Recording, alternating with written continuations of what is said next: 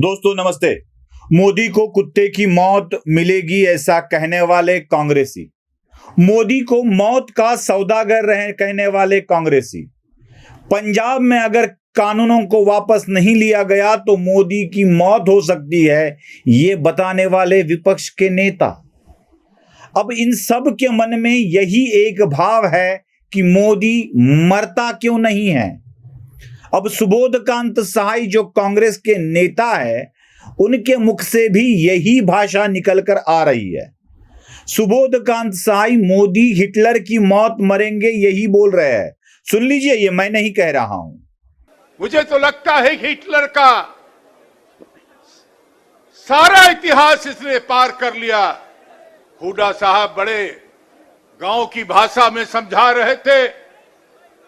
Hitler ने भी ऐसा ही एक संस्था बनाया था, उसका नाम था खाकी। सेना के बीच में उसने बनाया था। मोदी हिटलर की राह चलेगा तो हिटलर की मौत मरेगा, ये याद रख लो मोदी। तो हिटलर की मौत मरेगा, ये याद रख लो मोदी। ये देश कांग्रेस पार्टी शहीदों की परंपरा की पार्टी है। देश के प्रधानमंत्री के मौत की इच्छा करना, कामना करना, ये किस तरह का न्याय है।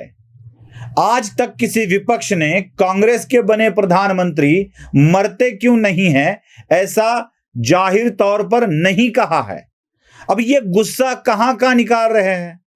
आंदोलन तो हो रहा है अग्निपथ के खिलाफ, लेकिन जो गुस्सा मन में है वो गुस्सा दिखाई दे रहा है राहुल गांधी की ईडी की इंक्वायरी का।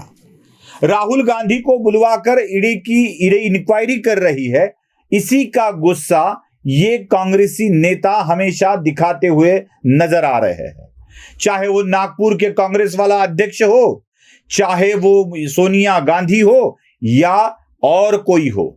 मुझे कल एक मित्र ने फोन किया था, कहा था कि सोनिया गांधी बीमार है, उनके बारे में ज्यादा कुछ न कहे।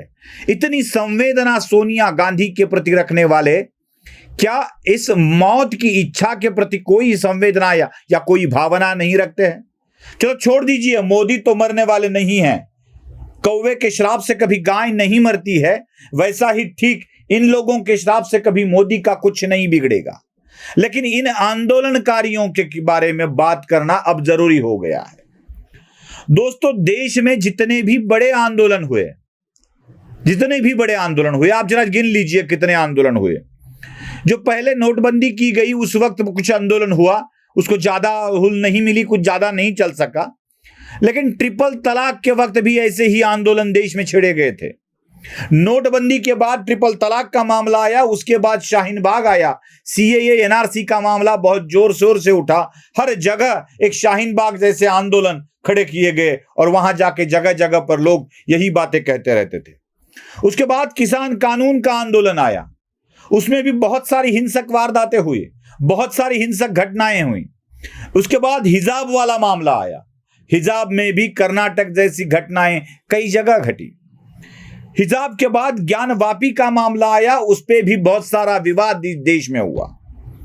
अब आया है ज्ञानवापी के बाद अग्निपथ अग्निवीर वाला मामला। अब इसमें तो बड़े बड़े कांड हो रहे हैं। कई जगह ट्रेनों को जलाया गया, बसों को जलाया गया, प्राइवेट कार्स को जलाया गया, प्राइवेट प्रॉपर्टी को आहत किया गया।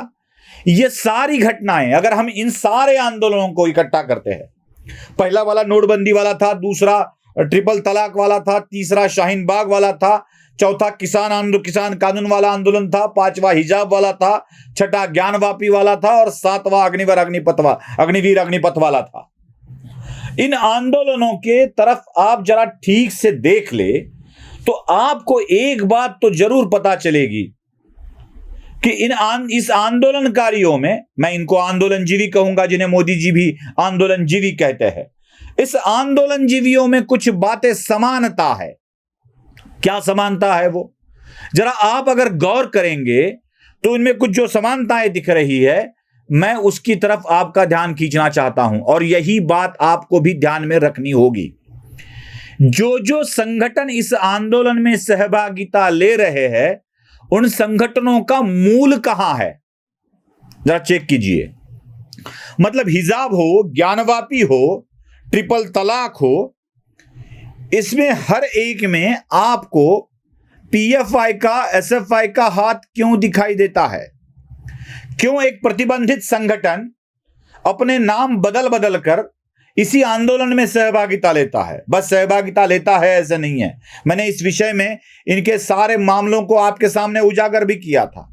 ये किस तरह से प्लान करते हैं, किस तरह से टूल किट बनवाते हैं और किस तरह से इन आंदोलनों को चलवाते हैं, ये मैंने आपको हिजाब वाले मामले में पूरा बता दिया था। ये पीएफआई हर जगह हमें क्यों दिखाई दे रहा है? क्यों इसका प्रेजेंस है? क्यों वामपंथियों को द्वारा ही इस आंदोलन को हवा दी जाती है? वही अपनी डफली लेके हमें चाहिए आजादी, मनुवाद से आजादी, संघवाद से आजादी, इससे आजादी, उससे आजादी। अरे सबसे आजादी लोगे तो आजाद पंछी की तरह रहना चाहते हो इस देश में, इस देश को लुटाना चाहते हो। ये वामपंथियों का हर आंदोलन में सहभागिता क्यों होती है, इसका सवाल भी हमारे मन में आना चाहिए। एक तो पीएफआई वाले, दूसरे वामपंथी और तीसरे आते हैं जेएनयू वाले। वही फिर वामपंथियों के साथ अपना चक्कर चलाने वाले जेएनयू वाले स्टूडेंट्स, जो टुकड़े टुकड़े गैंग के सदस्य हैं, जिन्हें देश के टुकड़े करने हैं, जिन्हें कश्मीर में आतंकवादियों के साथ सहानुभूति है, जिन्हें देश को तोड़ने वाले लोगों के साथ सहानुभूति है, जिन लोगों को इस देश में कुछ अच्छा हो रहा है यह बताना ही नहीं है, हर वक्त किसी के साथ अन्याय हो रहा है, ऐसा झूठ मूठ का फैलाकर, झूठ मूठ की बातें फैलाकर जो लोग हर वक्त इस देश की व्यवस्था को ध्वस्त करना चाहते हैं। आज मोदी सरकार है तभी ये लोग कर रहे हैं, ऐसा बिल्कुल नहीं है। कांग्रेस के जमाने से ये लोग ऐसे ही करते आए हैं। जब कश्मीर में उग्रवादियों के साथ ये लोग थे, जब दिल्ली में नारे लगा रहे थे, जेएनयू में नारे लगा रहे थे, जब उनकी प्राध्यापक महिलाएं जब कश्मीर के आतंकवादियों के साथ थी, उग्रवादियों के साथ थी, तब देश में सरकार कांग्रेस की ही थी। दोस्तों, इन्हें देश की व्यवस्था को ध्वस्त करना है और यही इनका असली मोटिव है। और यही ध्वस्त करने वाले लोग आज उजागर हो रहे हैं। पहले कांग्रेस की सरकार में भी यही किया जाता था, लेकिन तुष्टीकरण के मामले में इनको संभाला जाता था। अब इन्हीं लोगों को उजागर किया जा रहा है, दुनिया के सामने लाया जा रहा है, इनका असली चेहरा लोगों के सामने आ रहा है। ये लोग बेनकाब होते जा रहे हैं, इसीलिए इनकी आग हो रही है, आग बबूला हो रहा है, छटपटाहट हो रही है और इनको लग रहा है कि अब कहीं ही हमें ध्वस्त न कर दे। और एक मामला इनके साथ हुआ है, एक कॉमन मामला, जैसे मैंने आपको बताया कि इनमें सब जेएनयू वाले, वामपंथी, पीएफआई वाले, उग्र मुस्लिम संगठन की बात कर रहा हूं मैं। ये क्यों है? और एक मामला इसके साथ कॉमन में जुड़ जाता है, वो है विदेश से फंड। इन सबको बाहरी देश से ही फंडिंग क्यों होती है? किसान आंदोलन को कनाडा से बहुत अच्छी फंडिंग हुई। अब ये हिजाब वाला मामला, शाहीन बाग वाला मामला, इनको फंडिंग कहां से हुई है? ये तो सबको पता है कि इनको फंडिंग कहां से आ रही है। विदेशी ताकतें इन लोगों को फंडिंग करके भी बढ़ावा दे रही है। ये दूसरा मामला है, कॉमन दिखाई देता है। मतलब एक संगठन कॉमन है, दो विदेशों से फंडिंग कॉमन है, और तीसरा है हिंसक वारदातें। मतलब सिर्फ आंदोलन किया जाता है, नारेबाजी की जाती है, प्रदर्शन किए जाते हैं, ऐसा नहीं होता है। आगजनी की जाती है, ध्वस्त किया जाता है इमारतों को, यहां की व्यवस्था को चरमराद कर रख दिया जाता है, और यही ये लोग चाहते हैं कि यहां की व्यवस्था ध्वस्त हो। और इसी चीज को हमें ध्यान में रखना चाहिए दोस्तों। ये क्यों हो रहा है? अब इनके साथ जुड़ गए हैं कोचिंग माफिया। देश में ये कोचिंग क्लास वाले भी अब माफिया के तौर के आगे आ रहे हैं, कई जगह आगे आ रहे हैं। बिहार में हमने देखा है कि कोचिंग क्लासेस के एरिया के इर्द गिर्द ही यही सब हुआ है। ये अपनी बिजनेस की राइवली देश के साथ निकालना चाहते हो तो रुक जाओ दोस्तों। इस देश को आप अगर आग लगाना चाहते हो तो घर को लगाई हुई आग आप तक भी पहुंचेगी, ये ध्यान में रख लीजिए। इस कोचिंग माफिया के बारे में भी एक विस्तृत वीडियो मैं करने जा रहा हूं, जिन्हें सब जगह क्या क्या हो रहा है ये भी आपको पता चलेगा, किस तरह से लोगों को भ्रमित किया जाता है और ये सब लोग कमा रहे हैं, मैं ये भी आपको बताऊंगा।